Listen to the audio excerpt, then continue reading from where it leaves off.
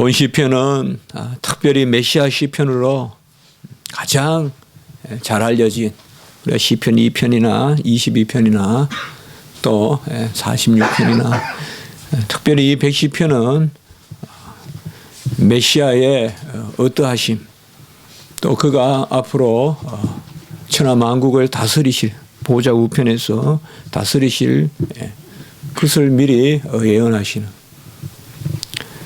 바로 오늘날 내가 너를 낳았도다. 그리고 그가 멜기세덱의 반차를 쫓는 또 히브리서 말씀에 보면 이 두 구절이 가장 대표적으로 메시아의 예언 바로 기독론에 있어서 중요한 구절로 그렇게 다루어지고 있습니다. 우리는 예언적인 시편으로 메시아 시편은 다 예언 시편으로 볼 수 있는데요.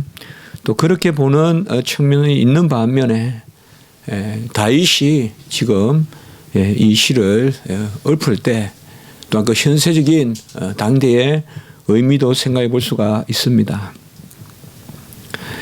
다윗은 특별히 오늘 이 시편에서 보면 여호와께서 내 주에게 1절에 우리가 보면 그렇게 알 수 있듯이 여호와와 내 주를 분명히 이렇게 구별하고 있는 모습을 볼 수가 있습니다.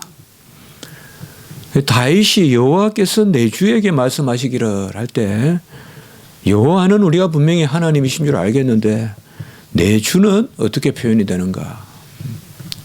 말할 바도 없이 성부 하나님, 성자 하나님 이렇게 성경에서 하나님의 여호와 하나님이 나타나고 또 관계 가운데서 또 다른 여호와를 칭하게 될 때 분명히 우리는 여호와는 성부로 읽고 또 나머지 말씀 또 영 이런 것은 성자 성령 이렇게 읽으면 우리가 되겠습니다.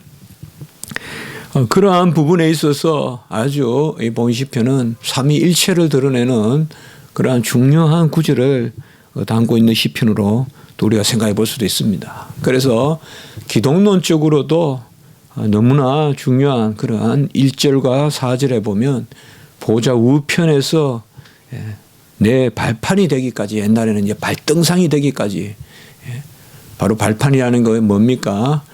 옛날에 신화 앞에 엎조리면 보이는 게 발판까지만 보죠. 고개를 못 쳐들죠. 다스리는 걸 뜻합니다. 근위로 다스리는.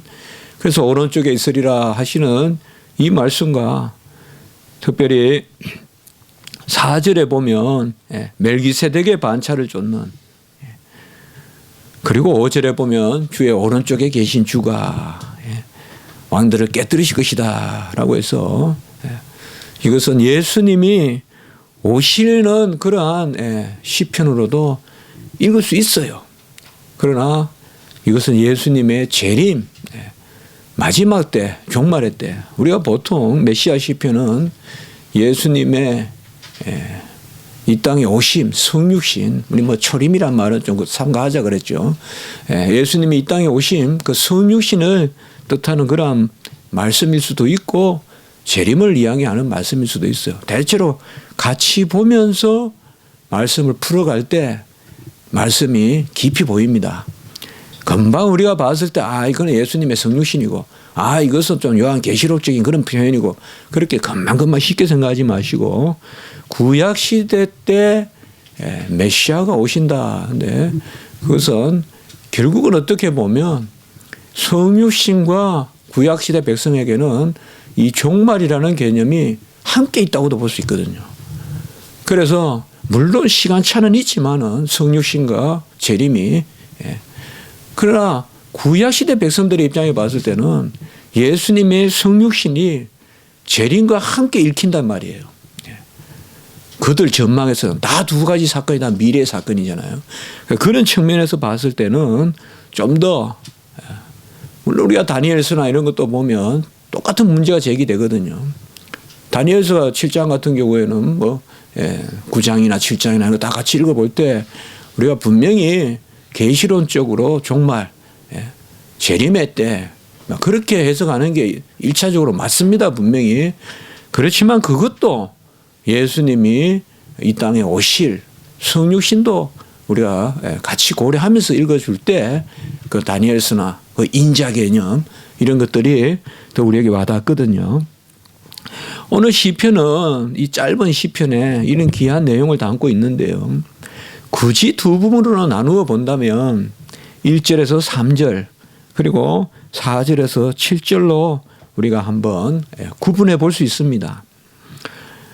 이 1절과 3절, 4절과 7절을 구분하는 어떤 그러한 하나의 단락이랄까요? 단위랄까요? 마디랄까요?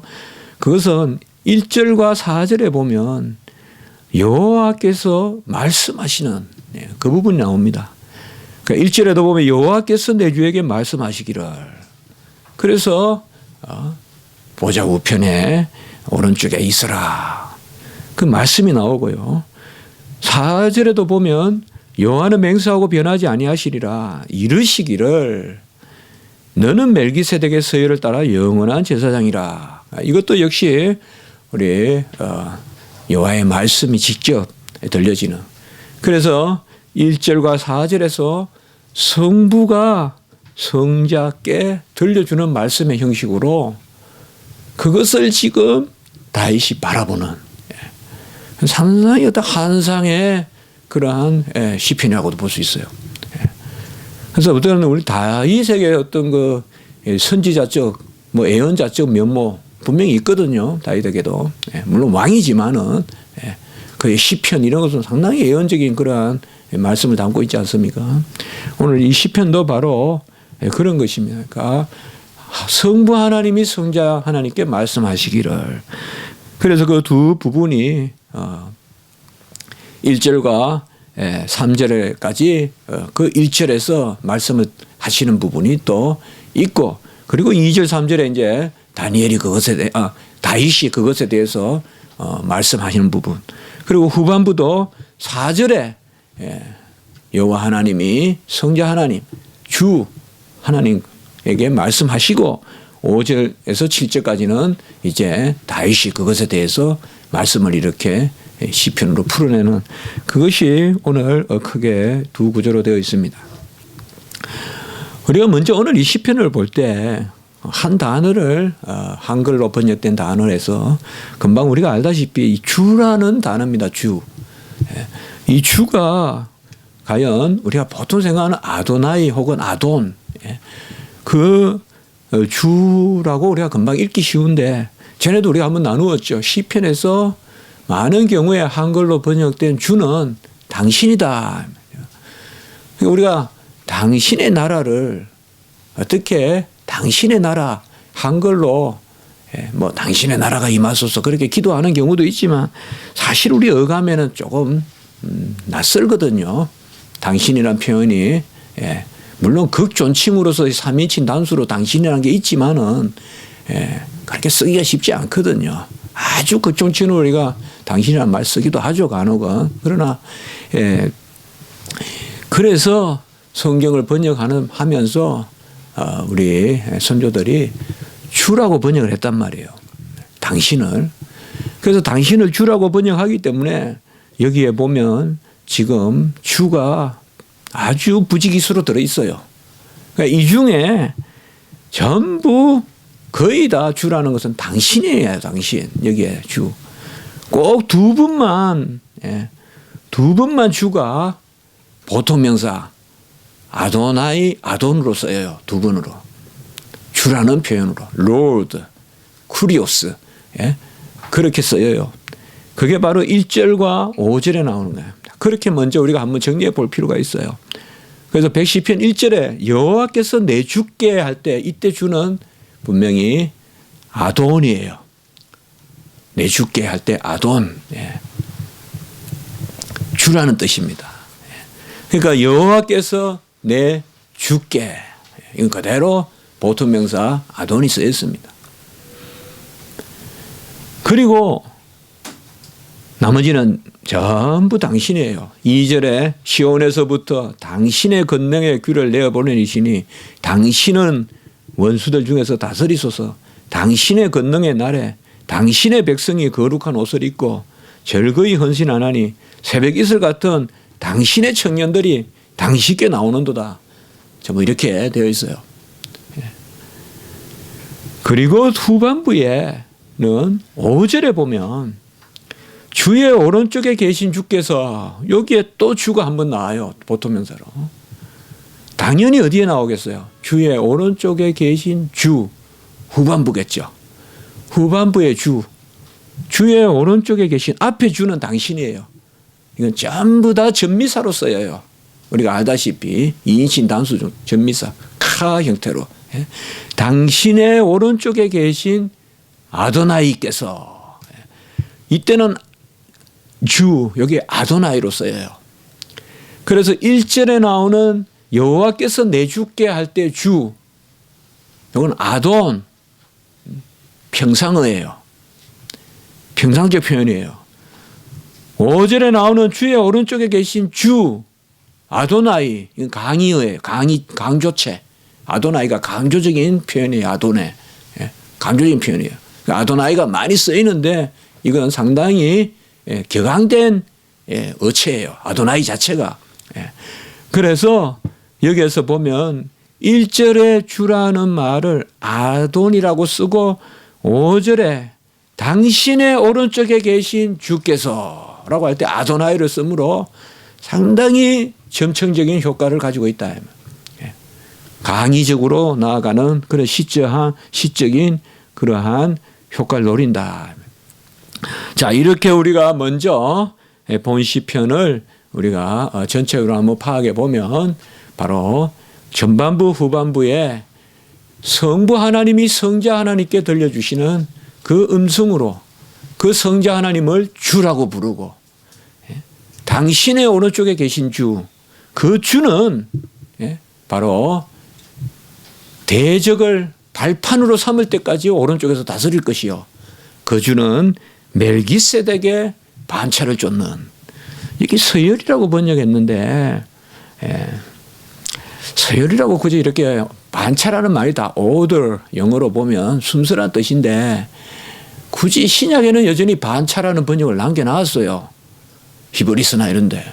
그런데 구약만 이렇게 번역을 따로, 이것은 제가 봐서는 좀 넌센스예요. 바꾸려면 다 바꾸든지, 전혀 이렇게 뜻을 구별할 필요가 없어요. 멜기세덱의 반차라고 하든지 멜기세덱 서열로 하든지, 그대로 이것도 그래서 히브리서의 어법에 따라 멜기세덱의 반차, 반차 같은 게 괜찮잖아요. 한자에 너무 컴플렉스 가지고 한자 쓰지 말자. 서열은 한자 아닙니까? 제가 봤을 때는 그냥 멜기세덱의 반차 하든지 아니면 멜기세덱의 서열 하든지 그렇게 하면 좋겠습니다. 자, 이렇게 우리가 먼저 보고 오늘 시편을, 사실 신학적으로 오늘 시편을 이야기하는 것은 우리가 다른 곳에서 많이 나눌 수 있어요. 보좌 우편에서 다스림 이런 것은 얼마든지 우리가 신약 성경에서 많이 나눌 수 있지 않습니까? 제2 부활 성천하시고 또 멜기세덱의 반차, 이것도 히브리서에 얼마나 많이 나옵니까? 그래서 오늘은 이 시편을 그런 측면에서 바라보되 좀 더 우리가 다윗의 마음을 읽는 쪽으로 이 시편을 생각해야 된다. 너무 이 110편을 이렇게 구속사적으로만 다 해석해내면 고유하게, 우리는 분명히 그러한 예표론적 해석도 해야 되지만 역사적 해석도 해야 되거든요. 당대의 의미도 있다 이 말이죠. 다윗이 이 시편을 노래하는. 먼저 1절에 보면 여호와께서 내 주에게, 여기에 말씀이 여호와께서 내 주에게, 이것이 우리만 문제가 되는 게 아니다. 예민한 독자는 벌써 여기서 여호와는 누구고 내 주는 누군가, 아마 예민한 독자라면 성경을 꼼꼼하게 읽는 분이라면 다 의문을 던지겠죠. 여호와께서 내 주께, 분명히 주라는 말을 다윗이 사람에게 썼을까? 또 다윗이 주라고 부를 사람이 있을까 이 세상에? 그러면 여호와도 하나님, 내 주도 하나님인데 어떻게 하나님이 한 분이신데 하나님이 하나님께 이렇게 쓸 수 있냐 이 말. 삼위일체죠. 성부가 성자께 관계를 나타내요. 성부가 성자께 말씀하시는데, 우리가 마태복음에 보면 그러니까 우리가 특별히 22장에 보면 그런 부분이 나오죠. 마태복음에 22장에 바리새인들이 이제 모였을 때 바리새인들이 어쨌든 예수님을 몰아서 죽이려고 하는데 예수님이 바리새인들을 궁지에 빠뜨린 질문 하나 하죠. 그리스도 기름 부은 메시아 그리스도는 누구의 자손으로 오냐 이렇게 묻습니다. 예수님께서. 그러니까 바리새인들이 두말할 것 없이 다윗의 자손입니다. 다윗의 자손으로 옵니다. 그러면 22장 43절의 마태복음 다윗이 성령에 감동하여 어찌 그리스도를 주라 말하되 우리 이제 110편 11절을 이야기하는 거예요. 바리새인에게 주님이 이제 이 시편을 인용하면서 다윗의 후손에 그리스도가 오는데 어떻게 그리스도가 다윗을 주라 부르느냐 이 말이에요. 자기 후손을 어떻게 주라 부르느냐 이 말이에요. 그러면서 44절에 보면 마태복음에 주께서 내 주께 이르시되 내가 내 원수를 내 발 아래 둘 때까지 내 우편에 앉아 있으라 하셨도다. 이건 당연히 110편 1절을 인용한 거죠. 여기에 우리가 하나 간과하지 말아야 될 것은 이때 주께서는 뭘까요? 신약 성경에 어떻게 번역했을까요? 70인경에서 주께서 내 주께 당신으로 번역했을까요? 여기서는 쿠리오스로 둘 다 번역해요. 쿠리오스 토 쿠리오무 주께서 내 주께. 그래서 어떻게 보면 저는 아마 깊이 연구를 했다면 우리 한글 성경 번역하신 분들이 상당히 뛰어난 부분이 있었다. 이 신약 성경의 44절에 22장 44절에서 주께서 내 주께 할 때 둘 다 주를 쿠리오스로 썼단 말이에요. 쿠리오스 토 쿠리오 무 했기 때문에 맞다. 구약의 당신도 예수님의 말씀에 따라 같이 주라고 번역해 보자. 그랬을 수도 있다 이 말이에요.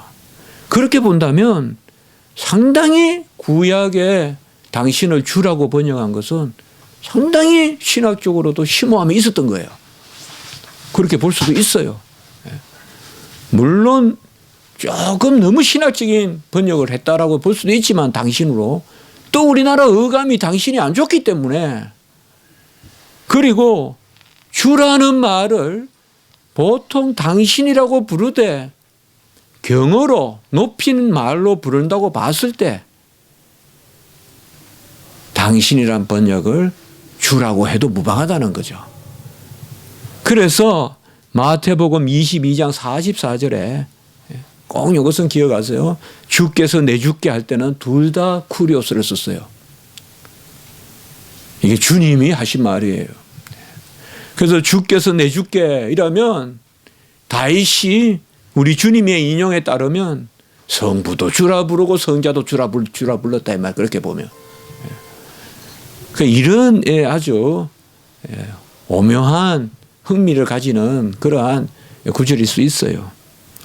그러니까 주님이 지금 쿠리오스라 하면서 어떻게 다윗의 너희들 그리스도가 어느 후손에서 오냐? 그리스도란 말은 기름 부은 메시아 아닙니까? 예? 그리스토스. 메시아가 누구에게서 오냐? 다윗의 자손입니다. 그런데 어떻게 다윗은 자손으로 올 그리스도를 주라 부르느냐 이 말이에요. 어떻게 내 손자, 저 후손, 14대 저 후손에 올 그 후손을 저 밑에 후손을 주라 부르느냐. 그리스도를 주라 칭하선즉 어찌 그의 자손이 되겠느냐 하니까 바리새인들이 한 말도 못하더라. 바리새인이 한 말도 못하더라. 이 바리새인들이 생각하는 주는 어떤 개념이었을까요? 사실 메시아 사상이 뭐예요? 영원히 계신 하나님이 사람으로 오시는 거거든요. 이게 메시아 사상이에요. 이게 구약과 신약을 연결시키는 메시아 사상이에요.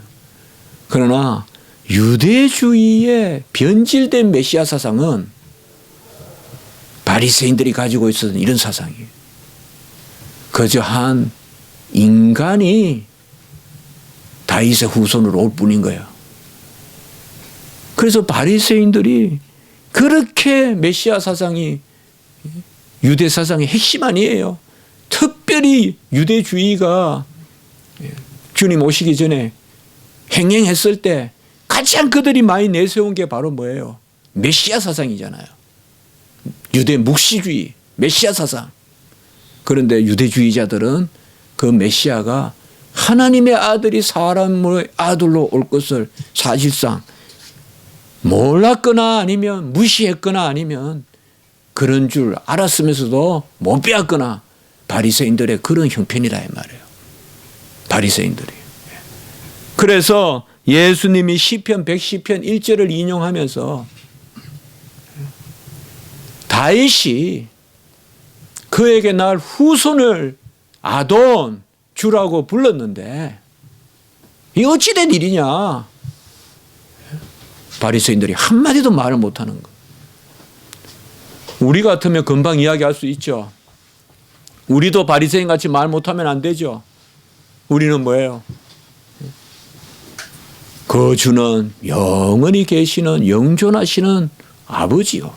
전능하신 왕이요. 바로 성자 하나님이시고 성자 하나님은 육신으로는 다윗의 후손으로 오나 영원하심으로 다윗이 성자 하나님을 주라고 부르는 것은 마땅하다. 마리아는 아들이라도 예수님을 주라고 불러야 해. 주의 어머니. 주의 어머니. 마테르, 투, 쿠리오. 주의 어머니라고 불렀다 이 말이에요. 마리아도 아들을 주라고 불렀다 이 말이에요. 아들을 주라고 불렀단 말이에요. 바리새인은 그걸 몰랐던 거예요. 그걸 몰랐던 거예요. 그러니까 110편을 암송하고 아무리 해도 구약을 뭐 외웠을 거 아니에요. 바리새인들은 뜻을 모른다 이 말이에요. 뜻을. 그게 바로 구약과 유대주의의 차이라 이 말이에요. 오늘날 무분별하게 유대주의를 신약과 연결시켜서 해석해 주는 그러한 새로운 관점이니 이 바리새주의라고 말해요. 이렇게 보면 바리새주의란 말이에요. 삼위일체를 모르고 영원하신 하나님의 아들이 사람의 아들로 온다는 구약의 메시아 사상을 믿지 않고 그저 한 인간이 올 거라는 유대주의의 그릇된 묵시 사상, 우리가 카발라라고 해요. 유대 묵시 사상에 빠져 있었다 이 말이에요. 그런 의미에서 오늘 110편 이 1절은 아주 중요한 구절이다 이 말이에요. 이것을 우리 주님은 전곡을 찌르면서 바리새인들에게 질문을 해서 바리새인들이 한마디도 말 못하게 만들어버렸다 이 말이에요. 너희들 그렇게 종교적인 의식을 많이 행하고 너희들 그렇게 많이 하지만 오늘 이 시편이 상당히 중요해요. 그런 면에서. 자, 또 4절에 멜기세덱의 반차다. 멜기세덱의 서열이다. 이것도 유대주의자들은 잘 몰랐어요. 이것은 이제 히브리서 기자가 당시의 유대주의자들을 비판하면서 또 이야기해요. 참 묘하죠. 그것은 우리가 히브리서, 요새 우리가 새벽 예배에 계속 보는 히브리서의 말씀에 보면 히브리서 5장의 말씀을 보시면 예수님은 멜기세덱의 반차를 쫓는 그 가운데 오신다고 히브리서 5장 6절에 인용을 해요. 바로 그 위에는 너는 내 아들이니 내가 오늘 너를 낳았도다. 아까 말씀드렸죠. 시편 2편. 그리고 내가 오늘 너를 낳았도다. 이것은 분명히 성육신으로 본다면 그렇게 본다면 물론 영원하신 나심으로 볼 수도 있지만 그리고 바로 6절에 뭐요? 멜기세덱의 반차를 따른다. 그런데 이스라엘 백성은 이 멜기세덱의 반차를 따르는 제사장으로 예수님이 오실 것을 11절에 보면 듣는 것이 둔하여 알아듣지도 못하고 히브리인들은 그리고 하나님의 말씀의 초보에 대해서도 알지 못하고 선생이 돼도 100번은 더 돼야 될 사람들이 초보도 모르고 아직까지 단단한 것을 먹지 못하고 그저 젖만 먹고 있고 그리고 6장에서도 보면 계속 그리스도의 도의 초보에도 못 미치는 빨리 그것을 배우고 장성한 것으로 나가라고 그렇게 이야기하죠. 그래서 지금 시편 110편에 중요한 두 신약적인 의미가 있어요. 1절에서는 예수님이 1절을 인용하면서 이것도 모르는 바리새인들이여 하면서 바리새인들 직책하고 있고 5절에서 그 멜기세덱의 반차를 쫓는 대제사장 이 말씀은 히브리서 기자가 인용하면서 이것도 모르는 유대인 히브리인들이여 둘 다 유대주의자를 지금 비판하고 있는 거예요. 유대 바리새인. 멜기세덱 반차가 뭔지도 해요. 이 멜기세덱 반차의 핵심은 뭐냐 이 말이에요. 그것이 바로 7장에 보면 히브리서 7장의 멜기세덱 반차에 대해서 길게 말하는 히브리서인 멜기세덱 반차가 상당히 중요하거든요. 당연하죠. 왕 제사장으로 오실 예수님이니까. 히브리서 7장에 보시면 멜기세덱을 설명하면서 7장 3절에 항상 제사장으로 있느니라. 처음도 끝도 없고 이런 것들이 결국은 뭐냐 하면 예수님의 영원하심 그런 것을 이야기하고 있다 이 말이에요. 그래서 오늘 시편 110편은 정말 우리가 성경에 있어서 차지하는 그 비중이 상당히 이게 110편이 중요하다 이 말이에요. 110편을 바로 읽을 줄 알아야 장성한 분량의 단단한 것을 먹는 사람이다 이 말이에요. 110편을 바로 읽을 줄 알아야 유대주의 바리새인 서기관들의 그 잘못된 것이 오늘날 새로운 관점에 빠져있는 그 인본주의적 관점이 아니라 신약과 구약의 계시적 관점을 온전히 가지는 사람들이다. 그것을 오늘 시편은 우리에게 잘 보여주고 있습니다.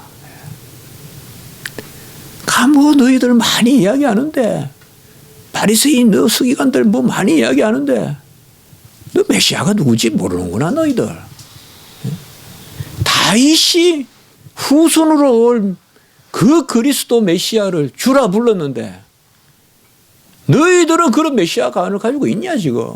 있다면 금방 그게 우리가 믿고 확신하는 겁니다 라고 말했을 텐데 한마디도 못하고 예수님이 그 말씀하니까 그러면 예수님이 벌써 그들의 신앙을 알고 그랬을 거 아니에요.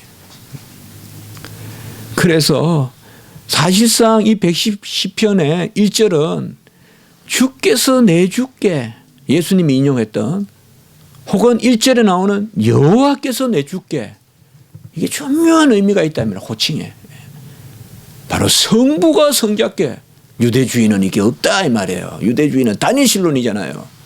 바리새인들은 단일신론이잖아요. 그러니까 시편 110편을 단일신론으로 읽는단 말이에요. 우리는 뭐예요? 당연히 신구약은 삼위일체의 하나님을 믿는 거죠. 그러면 110편 1절은 성부 하나님이 성자 하나님께 말씀하시기를 꼭 세례받고 올라오실 때 내 사랑하는 아들이요 내 기뻐하는 자다.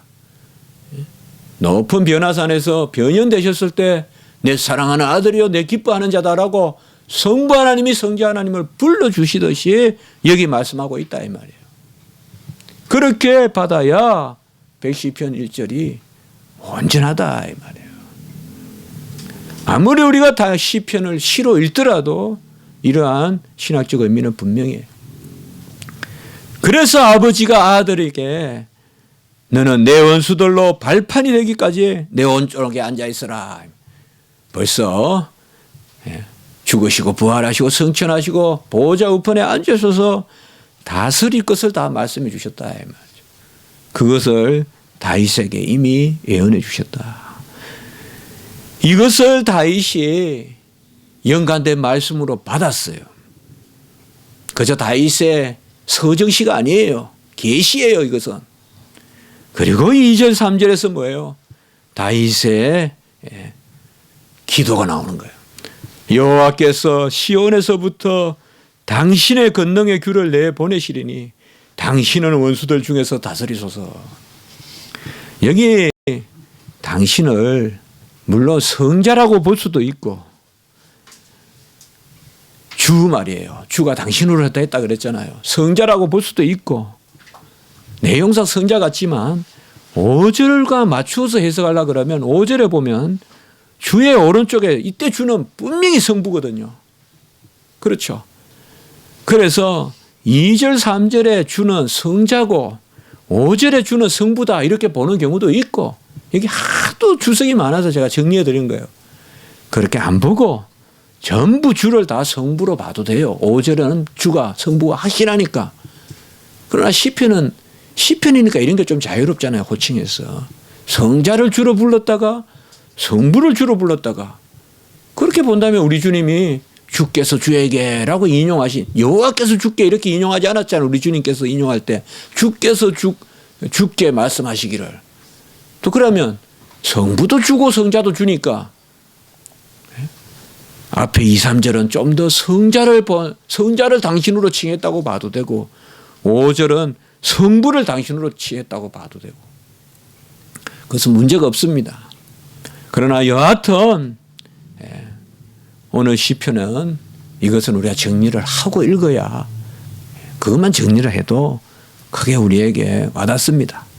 그래서 여호와께서 당신의 권능의 귤을 내보내시리니, 이거는 여호와께서 여호와의 권능의 귤을 내보내시리니, 여호와는 원수들 중에서 다스리소서 이렇게 해도 되고, 여호와께서 성자 하나님의 권능의 귤을 내보내시리니 성자 하나님은 원수들 중에 다스리시고, 3절 당신의 권능의 날에 당신의 백성이 거룩한 옷을 입고, 이것도 성자의 백성이라 할 수도 있지만 성부의 백성으로 보는 수도 있고요. 이 정설은 없어요. 저는 좀 더 성부 쪽으로 보는 게 좋지 않냐, 5절과 맞추기 위해서. 그러나 그것은 정설은 없어요. 어쨌든 성부든 성자든 주는 하나님이에요. 주의 권능의 날에 주의 백성이 거룩한 옷을 입고 절거히 헌신하니 새벽 이슬 같은 주의 청년들이 주께 나오는도다. 이때 주는 전부 당신이라고 했어요. 당신께 새벽 이슬 같은 청년들이, 당신의 청년들이 당신께 나오는도다.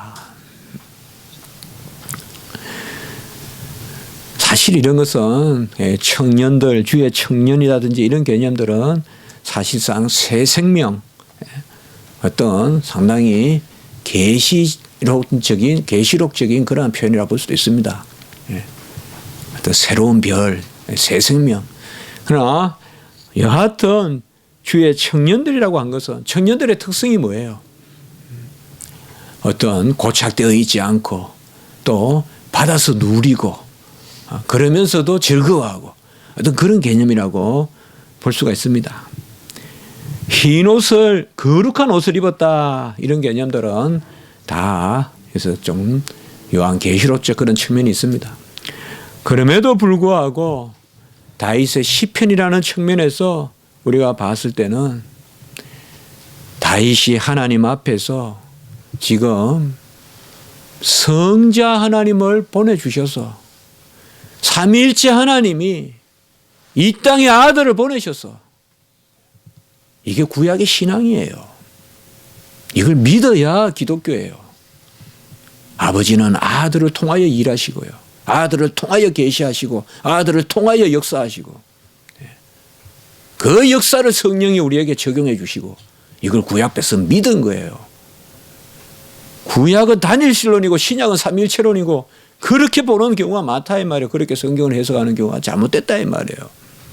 이 구약 백성의 신앙은 다 어디 갔냐 이 말이에요. 그러면 분명히 다윗의 이 시편은 지금 뭐예요? 삼위일체 신앙이에요. 그러면 뭐예요? 구약 백성도 뭐예요? 성부, 성자, 성령 하나님. 하늘에 계신 아버지여, 하늘에 계시면서 아들을 보내주소서. 하늘에 계신 하나님이 떠나서 이 땅에 와서 신이 이 땅으로 옮겨와서 이러면 그리스 로마 신화가 되어버리죠. 하늘에 충만하신 하나님이 이 땅에 아들을 보내셔서 다스리소서. 그게 바로 하나님이시죠. 만유 안에 계시면서 이 땅을 다스리는, 옮기심이 없이 옮기시는, 좌정하시면서 우리 안에 임재하시는 그 여호와 성자 하나님을 노래하는 것이죠. 그게 이 시편이에요. 그게 우리 역사 아니겠냐 이 말이에요. 제가 모두에 말씀드렸듯이 너무 미래의 애언 시편으로만 읽지 말고 지금 우리에게 임하소서, 지금 우리에게 역사하소서. 마나임, 지금 우리에게 군장으로 아들을 보내소서, 장군으로 아들을 보내소서.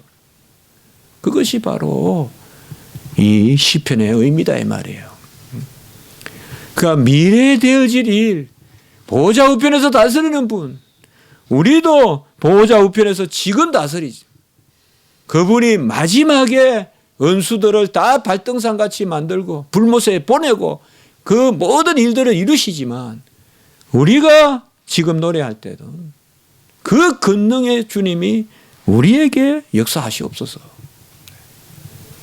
그래서 저는 구약에서 예언시, 메시아의 예언시는 성육신 혹은 초림과 재림을 아우르는 관점에서 대체로 읽어야 된다 이거예요. 아주 특정하게 이것은 재림이다, 종말이다, 그게 아닌 이상은 항상 성육신을 함께 아우러서 읽어야 되는데 보통 주석이나 이런 데 보면 너무 쉽게 그냥 정서적으로 대체로 이건 종말에 해당한다면 종말로 그냥 종말 시편으로 해석해 버리고 그러면 그 당대의 역사성이 떨어진다.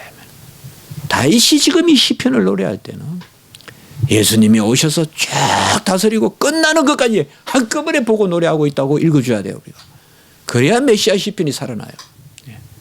그래서 주님이 오시는 것을 대망하는 거예요.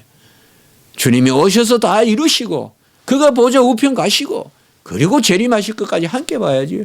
무슨 성육신은 없다가 그냥 뚝딱 그냥 재림만 하듯이 그래 보면 잘못하면 잘못된 묵시론에 빠진다 이 말이에요. 다니엘서와 요한계시록만 그냥 연결되는 것 같고 예수님의 성육신은 없어진다 이 말이에요. 잘못하다가. 그냥 바로 그냥 다니엘서하고 그냥 요한계시록만 그냥 성경인 것 같고 중간에 예수님이 이 땅에 오신 것은 그냥 하나의 에피소드 같이 되어버린다 잘못하면. 그게 잘못된 묵시론이다 이 말이에요. 후반부에도 마찬가지요. 4절에서도 멜기세덱의 반차를 따르는 영원한 제사장이다.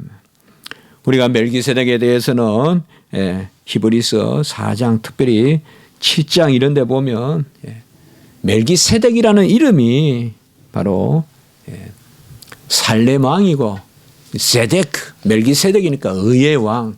그게 히브리서에 다 설명이 되어 있어요. 히브리서 7장 1절에서 10절까지 잘 설명이 나왔어요. 아버지도 없고 어머니도 없고 족보도 없고 시작한 날도 없고 생명의 끝도 없고. 중요한 구절은 하나님의 아들과 닮아서 이렇게 표현되어 있어요. 하나님의 아들과 닮아서.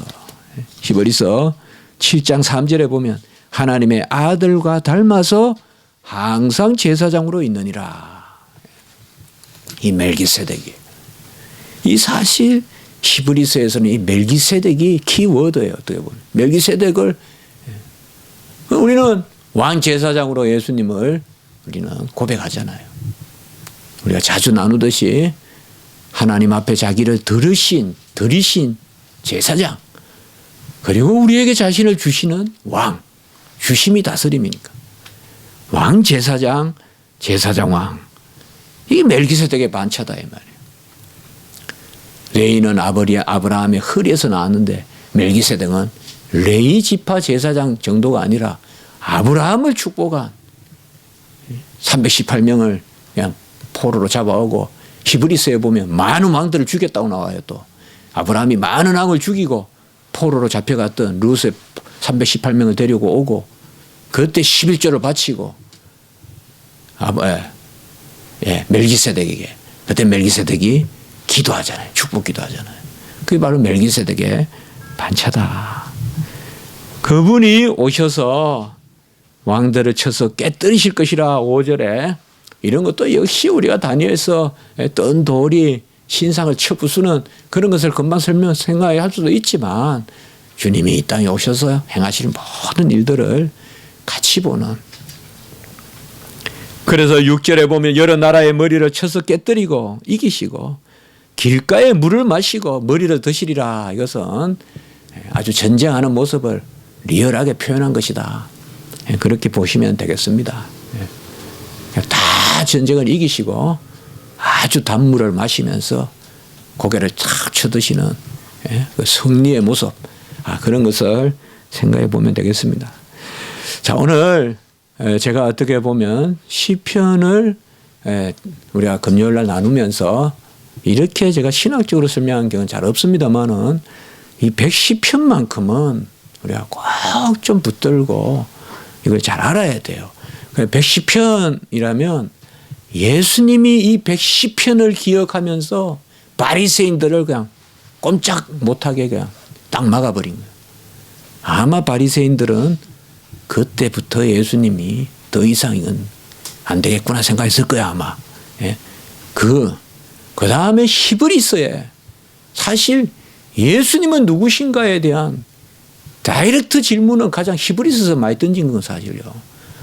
물론 요한복음도 예수님이 하나님의 아들이요 그리스도이심을 기록하려고 요한복음도 썼지만은 히브리서는 그야말로 히브리인들의 잘못된 그 메시아 사상, 그 당대에 구약의 메시아 사상이 잘못된 게 아니에요. 유대주의 메시아 사상이 잘못됐다 이 말이에요. 구약의 메시아 사상은 잘못된 거 아니에요. 그 잘못된 메시아 사상을 히브리서에서 깨우칠 때 그때도 이 110편이 말씀으로 사용됐다. 우리가 연관된 하나님의 말씀, 성경의 무오한 영감성을 인정하지 않는다면 어찌 이런 해석을 할 수 있겠습니까?